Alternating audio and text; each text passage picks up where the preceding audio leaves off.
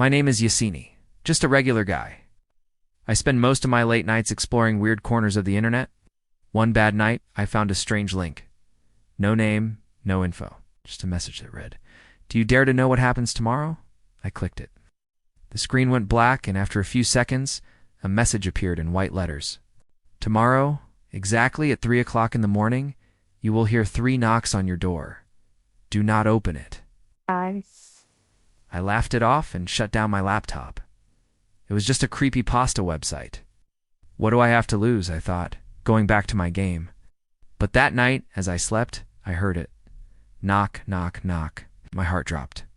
I opened my eyes. The clock on my wall read 3 a.m. Exactly, I froze under the blanket for a few seconds. Then a whisper came from under my door. "Open up.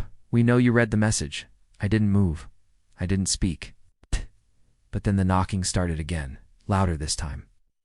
And the voice said, "Let me in, please." I don't know why, but I was too scared to call the police. So I just kept listening.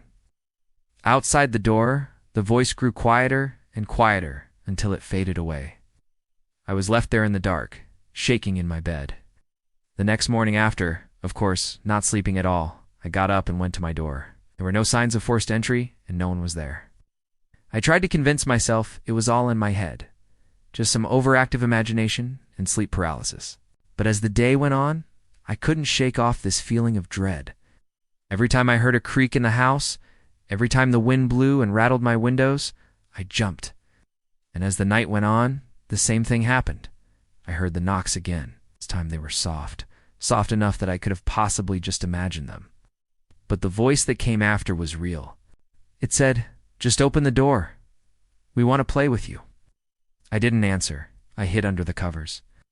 The knocking started again, louder this time. And the voice said, "Let me in, please."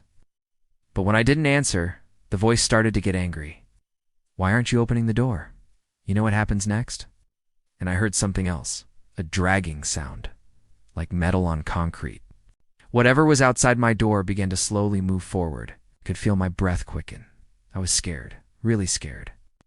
And that's when I did the stupidest thing.